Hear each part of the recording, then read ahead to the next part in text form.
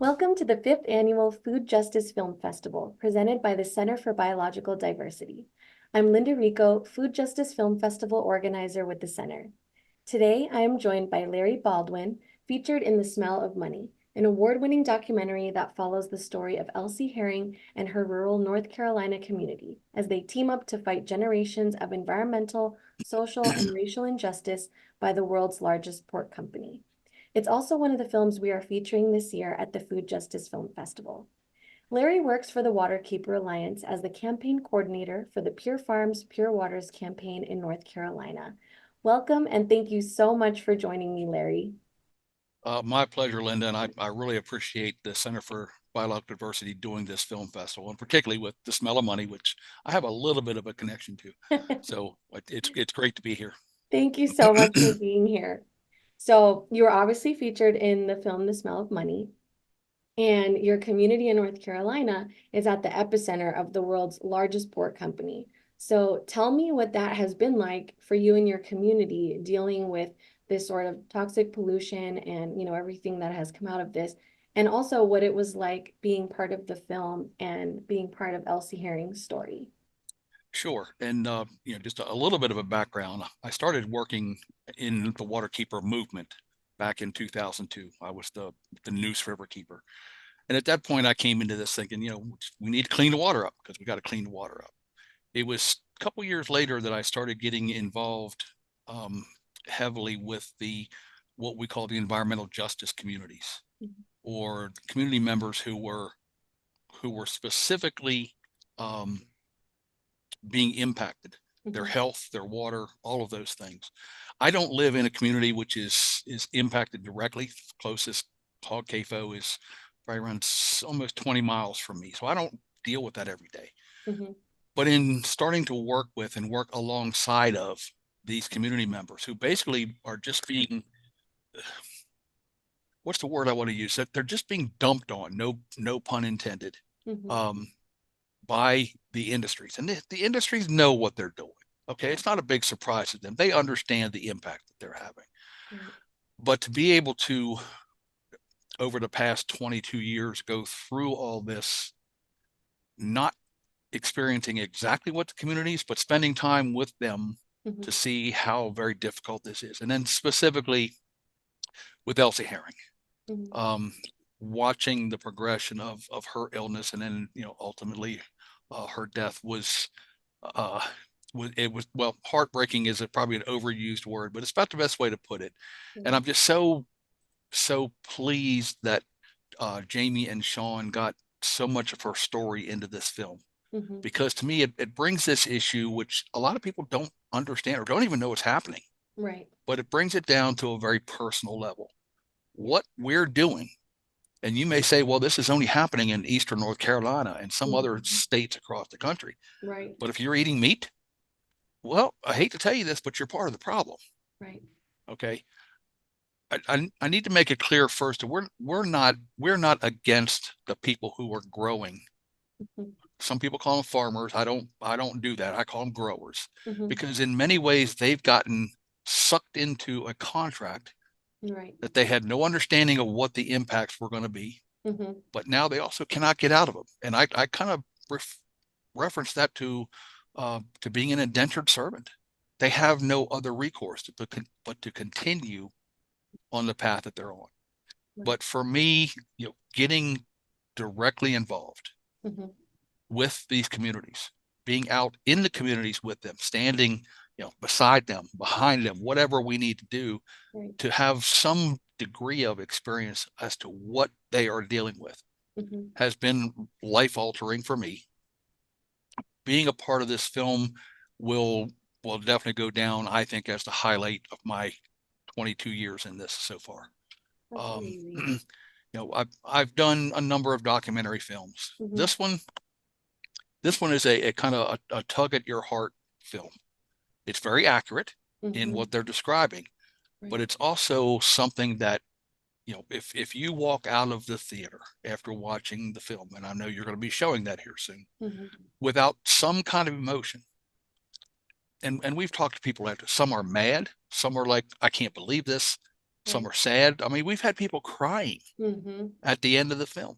If you come out feeling nothing, then you might want to go to the hospital and have your heart checked because there's something wrong. Um, Even if you don't understand all of the ins and outs of this industry, then it's still going to bother you, and hopefully that'll motivate people to think differently. Right. And I think the film did such a good job, how you said, even though some people might not understand the ins and outs of the industry, I think the film did a very good job of trying to make those connections. And yeah, I mean, even for me, I remember, watching the part about when you see the maps of these farms, and then you see them overlaid over an old map of the historically redlined neighborhoods. Right. And that was so eye-opening to me. I remember, I think I rewound it like 3 times to make sure I did that correctly because, there's just so much of this that, and of the industry, that we don't know. And we know that it's an unjust food system that we have, but seeing that in the film was just like, wow, it was so shocking. And I think they did such a good job of making these connections so that people could at least understand, a big portion of it. Right. And And what we hear quite a bit, Linda, even mhm, in showing those maps in other places, like, well, what if they don't like it there? Why don't they just move? yeah, I know. Well, that's a whole lot easier said than done. Right. They're not affluent communities. Mhm. So they don't, first of all, in many cases, they can't afford to pick up and move. Plus, when they do move, their land is going to be basically worthless. Right. Who else is going to want to come in on that property? Exactly. Plus, if you look at it from the standpoint of many of these community members Hmm. are living on the property that their ancestors got after the slaves were freed. Yeah, So why should they be the ones to move? exactly. This issue was brought upon them. They didn't bring it upon themselves. Exactly. And one of the things in the film, viewers learn about the serious and even deadly harms of factory farming, especially with these CAFOs, the Right. concentrated animal feeding operations. And for our viewers who don't know or aren't familiar with them, CAFOs allow for animal meat, egg, and dairy products to be churned out at a very fast rate. So the most extreme confinement practices, like battery cages, gestation crates, and veal crates, have been outlawed in a dozen states, but they largely continue as a standard practice and are linked with poor animal welfare, risks to food and worker safety, air and water pollution, greenhouse gas emissions, and threats to endangered species. The Smell of Money does an exceptional job documenting the life-threatening pollution from the hog farms in the air, water, and ground, and even on the people themselves and in communities. And I wanted to know, Larry, what types of things, I say things, these substances that are found in CAFO runoff, and what have you found in your community's water sources? Well, the best way I can compare that, Linda, would be, and I know it's may not be the nicest thing to look at it from the perspective. Hog waste is very similar to human waste. So when you talk about the method of particularly getting rid of hog waste, we have Mhm. another whole issue with poultry waste in North Carolina. But with hog waste, they produce anywhere from roughly 10 times the amount of fecal waste. And I'm sorry, but the fecal waste, that's the solid stuff, Yeah. 10 times as much as as an equivalently weight human. So they're producing 10 times the amount of each one of us. With the human population, we would never think of putting it in a big cesspool out back and spraying it on. If it would, I mean, people would lose their minds if it was even considered. Mhm. So why is it okay to do this with hog waste? Hog waste has basically all the components, sometimes in a higher concentration than human waste does.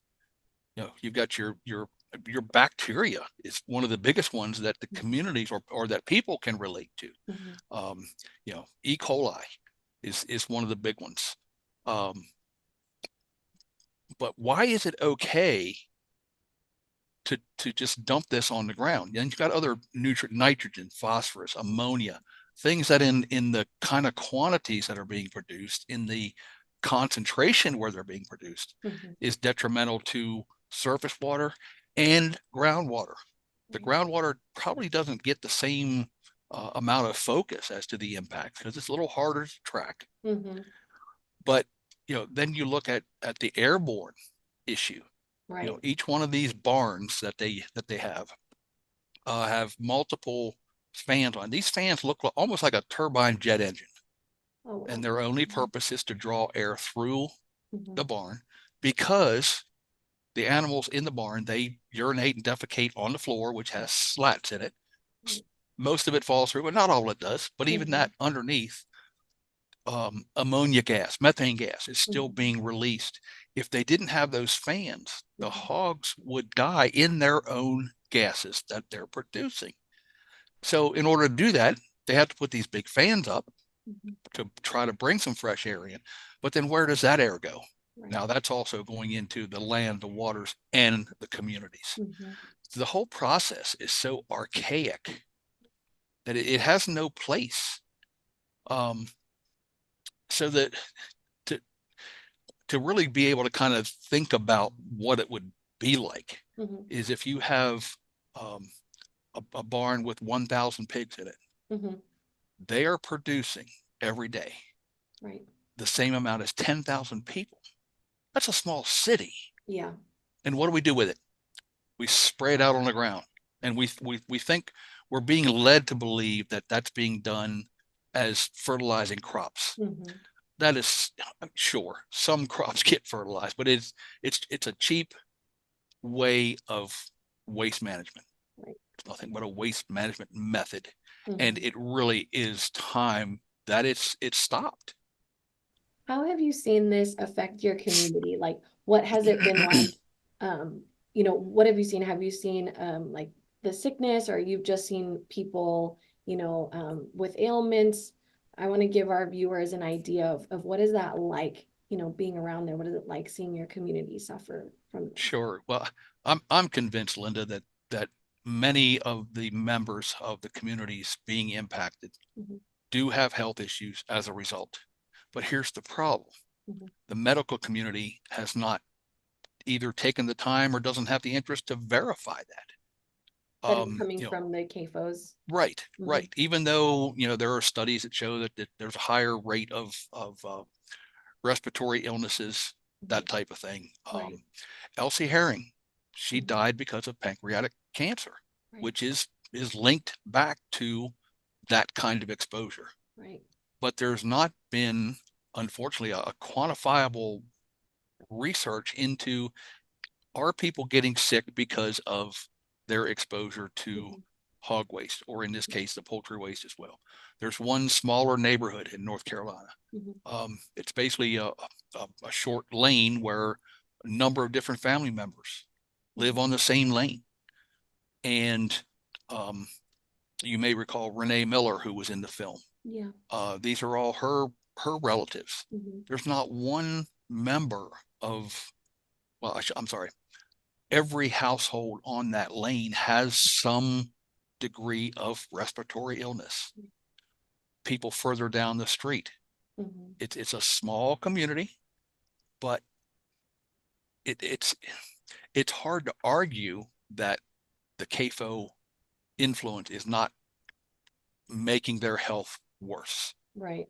But then you get to just the psychological impact. Mhm. Um, when you have a hog farm which is a mile away from your home, or even closer, and we've heard it said a number of times with the residents who they're getting up, they're getting ready for work in the morning, and they go to the door and they just open the door just a little bit to see how bad it smells. Right. Yeah. If it's not bad, then they go on to work. If it is, they're running to the car as fast as they can. Right. You've got kids who live Mhm. in these neighborhoods who now have to go to school, and they're going to school with other children who are not being impacted the same way. So, they're like, gee, Tommy or Susie or who, why do you smell bad? Right. What's that doing? Mhm. Um, so it's just, the impacts to the communities. Obviously, there is a physical health, but there's Mhm. also a psychological health issue as well too, that you just never know when Right. this this odor is going to take over. I didn't even really think that far into the emotional and, like psychological part of it, because it's so, you can't get past this, very physical, Sure. disgusting, pollution that's there. But then, yeah, it's true. These people are also dealing with everything else that comes along with this, having the stench on them, having anxiety and worrying and, the sadness and the frustration, and it's just it's wild, Right. And well, I can even say from a personal standpoint, I mean, like I said, I don't live that close. I spend a lot of time in the environment of these places. I wouldn't, I have this cough that you probably hear off and on. My wife says that's not been you forever. So, I do have respiratory issues, nothing debilitating, but is that a result? So, it's, then you stop and you think again, as you were just saying, you have to live next to this thing. Right. And you just can't get away. People don't want to come to your house. Right. You want to have a birthday party for a relative and they're like, nope, I'm sorry. I don't want to have to come and smell that crap. No pun intended. It's so even from a social standpoint, you have communities, black and brown communities, low income communities who are already marginalized. Right. But then they get marginalized even more because of where they live. Right. It's just a horrible cycle. It is. It's environmental slavery almost. It it's really hard, I think, for people outside of North Carolina, even in parts of North Carolina, to fully understand. Right. I always say, look, if you want to see what this is really like, come spend 3 days down here. Come spend a week and see what these people go through. Right. And you've got community members, they've worked their entire lives to have what they have, gone through, post-slavery, even more of an issue. Right. And then they're finally getting to the point where, okay, we're like normal people, but instead we're getting shit on, excuse my French. Yeah. Because we don't have either the political or the economic power to make a difference. I wanted to know, with your work that you do at Waterkeeper Alliance, how have you been able to sort of keep these conversations at the forefront and keep this topic elevated, and why it's so important? I think one of the main reasons for that, Linda, is the fact that we have joined forces with the communities.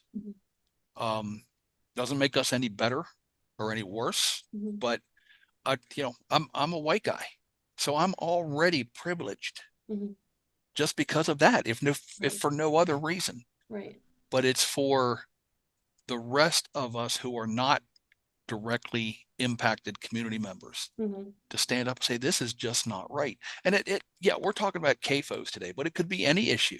Right. That if we don't, why is it okay for one sector of society to be under that pressure, and the rest of us not just have some compassion for it, not just some empathy. We need to take some responsibility. Exactly. Because, as we talked a little bit about earlier, if you're buying meat from the grocery store, from Smithfield Foods or any one of their numerous side companies, then we're part of the problem. And the thing that should bother you there is that meat that we're buying in the grocery store is not as healthy as we think it is. Right. There have been studies that have been done in a grocery store, taking swabs and checking for bacteria. The amount, and we could talk about antibiotics for another whole segment, the amount of antibiotics that are used on these animals just to keep them healthy. If the body doesn't use those antibiotics, they stay in to a large degree. So now that's in that meat. The quality of the meat that's coming out of this industrial process is not good for us. So that should be another thing that we're thinking about when it comes to food justice. We're not even given the opportunity to buy food that is good for us. Right. And I've heard people say, well, just go out and buy what used to be called sustainably raised. You know, we're kind of leaning toward a term called regenerative farming. You know, why don't you just go out and buy that? Well, unfortunately, because of the way that the CAFO meat is raised and processed, and the fact they don't have to pay for their waste disposal, they can keep those prices very low. But you go to a farmer's market, and what you would normally buy in a grocery store for, let's say, $2 a pound is now $6, $8, $10 a pound. So it's a matter of, well, do I feed my family, or do I feed my family cheaply? Right. And unfortunately, with most of us, the choice is it's actually all too easy. We're going to go for the most that we can get. Right. Exactly. And it's disgusting that this industry has been able to put a stranglehold on not just Eastern North Carolina, but the public as a whole. Right.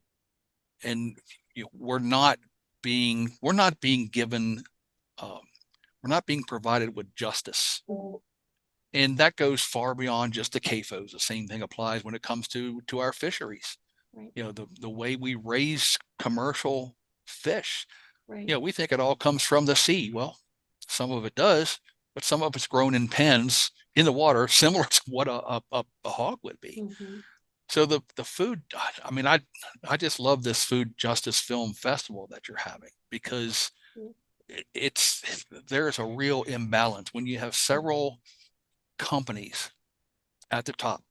Right. Smithfield Foods in as far as the hogs go. You've got Tyson Farms, Purdue, Sanderson Farms as far as poultry goes. On the vegetable or the plant side, you got Monsanto that, from my understanding, and I haven't done a lot of research on it, but if you're a grower and you are buying your seed in bulk from Monsanto, if you switch to something else, they're going to destroy you. So it's the same kind of almost indentured servitude that a farmer cannot make his own decisions or her decisions as to, first of all, what they're raising, and then the health of what they're raising. Right. And then, you look at what's happening to the soil itself. The impact from whether it's CAFOs, hog CAFOs, poultry. Unfortunately, this thing just kind of starts to mushroom. Right. As far as the impact that just this one industry is having on our world. Can you elaborate more about the soil part? Like, what does it look like? And even with the poultry farms, because I know that's another huge contributor to this too. What happens to the soil, if you can describe for our viewers? What does that look like? Sure. Well, let's take it from the point of the CAFOs. We'll start with the swine. Because it is when they spray it on the field, it is a liquid. Okay. So there's only so far that they can pump that. Right. So they're applying it on the same fields all the time. And you've got this bacteria, the nitrogen, the phosphorus, all these things that are involved with it.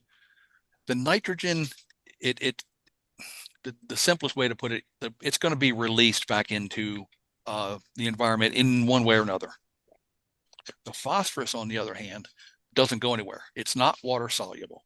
So it stays in the soils. And after a period of time, now these soils no longer become viable for growing crops. These nutrients, as we call them, nitrogen, phosphorus, ammonia, are also getting into water supplies and creating huge algal blooms. Some of it even harmful algal blooms. We're seeing fish kills. So the process itself, it's archaic, and it does not make any sense. Right. So the soil, then when you kind of switch to the vegetable side of things, it's become so much cheaper and easier to say, well, we're going to apply chemicals to this field to kill off what we don't want to be there. Then we're going to plant, then we're going to put more chemicals on it to get what we do want. And a lot of these fields are turning into, the old Dust Bowl. So it's not just a matter of, well, why do you care if this stream is contaminated? Well, that stream runs into another stream, which runs into a river, all the way down the line. And the contamination just gets carried. Yeah. And at every aspect, there is a human impact to that. Whether you're a recreational fisherman, commercial fisherman, or you're just a homeowner. Right. there's really nothing that this method of raising our meat and our vegetables doesn't impact Right. in a negative way. You know, we hear and we see these toxic lagoons full of hog waste, and they look, you know, from a distance, it's like, oh, what is that? You know, this pinkish looking thing. And then as you get closer, you realize, oh my gosh, what's in there? And, you know, from what's going on right now in North Carolina, there's been all of this flooding, and Smithfield has said in the news that, you know, nothing happened in their neck of the woods, and they're fine. But we do know that these hog lagoons have flooded before in the past. And kind of a two-part question. I mean, one is, describe when they flood, you know, what is coming out of there? And then also on a regular basis, you know, how and where do these things get emptied? You know, what Okay. happens with those? I think you're dead on, Linda, as far as the impact that particular part of the process. Mhm. First of all, we don't call them lagoons. We call them cesspools. Okay, Um, more Mr. accurate. Yeah, Mr. Don Webb, who you saw in the film, who we Mhm. also lost a Mhm. number of years ago, you know, he said that, you know, they're not lagoons. A lagoon is something a pretty lady and a pretty guy sitting next to in a bathing suit drinking Mai Tais. Mhm. The Blue Lagoon. Right. Well, these are not that. It's Mhm. just basically an open pit with hog feces and urine in it. Yeah. There's no there's no treatment other than what can happen naturally. Mhm. Okay, so it's not treated with anything. It sits there and bakes in the sun 20 well, it's open 24 hours a day, Wow. getting beat on by the sun. The Mhm. stench coming off them will literally, it can literally take your breath away and almost knock you over. How we got again to the point where we think that's okay Mhm. is still a mystery to me. Yeah. But these cesspools, Mhm. you're right. We have had numerous occasions from numerous hurricanes Mhm. where the floodwaters have gotten so high that the floodwaters have even overtopped, Mhm. meaning the floodwaters are now deeper than the top of the cesspool. Right. Or if there's enough water, Mhm. the cesspool will actually what they call breach. So Mhm. the sides of it will just give away like a dam. Oh. And now you have millions of gallons of untreated waste going into the water that's now going to be flowing through communities, through Mhm. neighborhoods, further impacting their quality of life. Mhm. And it's going to take a long time for that for nature to kind of recover from that. Right. So these open cesspools are a huge problem. How are they regularly emptied, or are they ever emptied? With any kind of waste, there is a degree of solids Mhm. that these solids will settle out over time. Mhm. They are supposed to be periodically taking those solids out. They don't do it because it costs prohibitive. Right. The only requirement they have is that they have what they call a freeboard, and freeboard is from the top of the cesspool Mhm. to the top of the liquid. It's supposed to be about a Okay. foot. So that's what they've got to work with. Mhm. When it gets within those limits, then they have to start spraying to bring that level back down again. Mhm. So the lagoons never get emptied. There may Mhm. have been one or two case instances that I where the grower has decided, well, I'm going to clean my sludge out. Mhm. Sludge is a whole different problem as well, Mhm. because now you have a component that's now contains a lot of the heavy metals, Right. because those heavy metals settle out. So now you got stuff that Mhm. has zinc, copper, nickel. What are we going to do with that? Right. Okay, so these lagoons, Mhm. cesspools, are never emptied. So they just sit there They and just sit there. Mhm. And if a grower does decide to get out of the business, Mhm. he has to do some monitoring of that cesspool so it Mhm. doesn't just overflow. Right. But it sits there, and the figure is roughly 10 years before it is considered to be completely recoverable. I'm not even sure I believe that. Yeah. But so now you've got to, which is puts these growers in another very difficult situation. Mhm. If they do decide to get out, what are they going to do? Okay, most of them used to be growing tobacco. Well, we all know what happened to that industry. Mhm. So they're looking, this is my way out. I'm going to start growing hogs. But now they can't get out of that.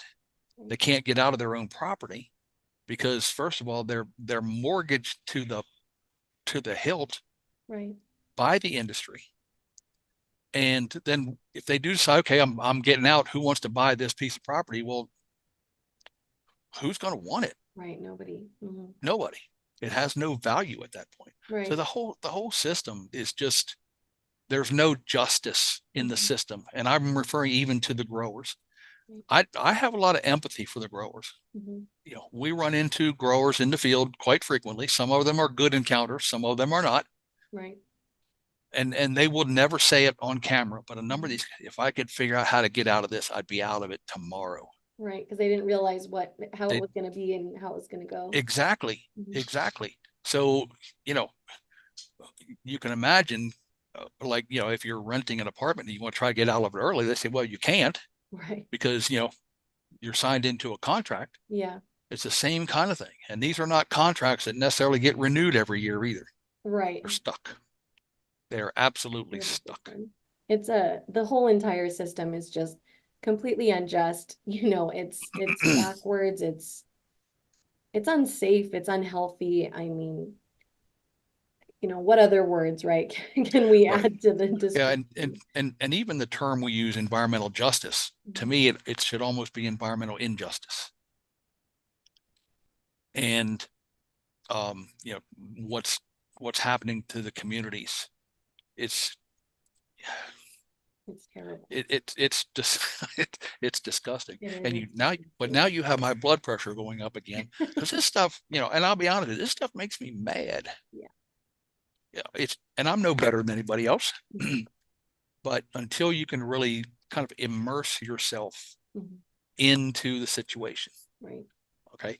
I mean, I've been through some hurricanes here on the eastern part of North Carolina, but I've not been through the hurricane that they just went through in the western part of North Carolina. Can I identify with that? I can. But when I go home tonight, I go home to a dry house, you know, which hasn't always been the case. Right. But unfortunately, Linda, the public seems to have a fairly short memory.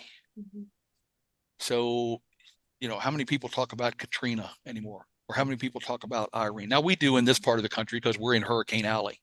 Right. But, you know, if you just look at what's going on around not just the country, but the world, you know, we've got these fires that are going out of control. Right.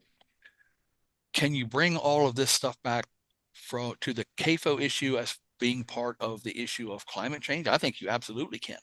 Right. Because it's another way that we are altering what our natural processes typically do. Right. And yeah, we can go into the argument, well, there's been cycles over millions. Sure. But my belief is that we're exacerbating those cycles. Exactly. It's because of very things like what we're doing to produce our food. Right. And that's why I think this Food Justice Film Festival hopefully will open a number of eyes. Well, that's why I'm so happy you were able to be on the interview because, the work you do at Waterkeeper Alliance is super important. And I mean, it's water, it's our lifeblood that we need. But I did want to give you some time to talk about any projects that you all are working on, or how we can support. Just want to open that space for you. Well, in addition to myself, there are a lot of river keepers, not just in North Carolina, water keepers who are working on this issue. So, waterkeeper.org is, I guess I can put that out there, is our website. And you can find out who your water keeper is and, support the work that's being done, not just by Waterkeeper Alliance members, but any group who is trying to stand up, particularly the social or the environmental justice issues. We thought that once we came out of slavery and out of that kind of that, well, we're good now. Well, we're not. Okay. Senator Cory Booker in the film, he even made reference to that. I think it was something about being another dark time in this country's history. And I think he's right. We're better than that. We are better. And I think he sums it up better. I don't recall exactly, but we're better than that. Right. And I believe that we are. So a lot of it is start off with you, with yourself. Mhm. What is your heart telling you? Mhm. Are you just not concerned about it? Mhm. Well, think about that the next time you pick up a pork chop, or you pick up a chicken or Right. beef or whatever, or you take a Mhm. drink of milk. Right. What are the ramifications of what we're doing? Now, am I saying we should? I don't I don't advocate to be for people to become vegetarian or vegan. Right. Okay, It's just small I'm changes that they can right. make. Well, I'm about an 80% vegetarian. Mhm. So I'm not certainly going to try to cast any dispersions on somebody. Mhm. But you can also, when I was growing up, and Mhm. I'm a good bit older than you are, we didn't have meat for every meal. Mhm.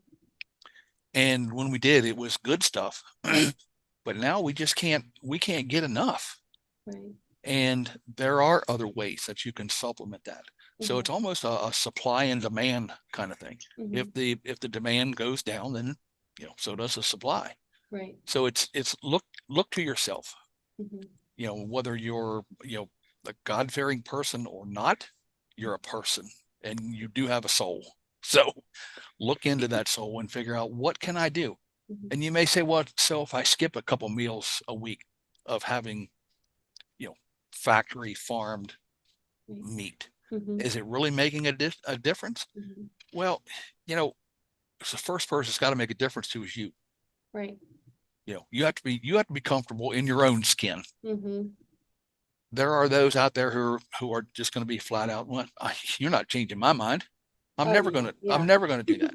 Well, There's always people like that. sure. Mhm. And we know that we're never Mhm. going to convert everybody. Right. There are options. You can do the Right. vegetarian or the vegan. You can, maybe you try your hand at the at what they refer to as the lab raised meat, Right. um, which is actually in a lot of cases quite good. Right. So there are options, but the first Mhm. option has to be, do you believe that this is a problem enough to make your own personal choices? Exactly. Well, Linda, I appreciate what you and what the Center for Biological Diversity is doing to put this out there. Well, This is the way it happens. yep. You know, Yeah, just putting it's the messaging out there. exactly, it's getting it out there. Hopefully people are going to come back to you and ask questions. Yes. How do I make a difference? But I do thank the center for the work that you all do, which is pretty huge. Thank you so much, Larry. And as a reminder to everyone watching, don't forget to sign up for this year's Food Justice Film Festival at foodjusticefilmfestival.com.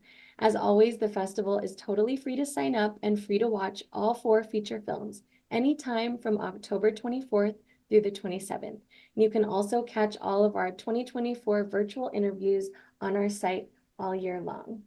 Thank you so much for watching and have a wonderful day. And thank you so much to you, Larry, for being part of this interview and opening our eyes a bit more and teaching us about what you do at the Waterkeeper Alliance. It's been my pleasure, Linda, and thank you again for doing this. Absolutely.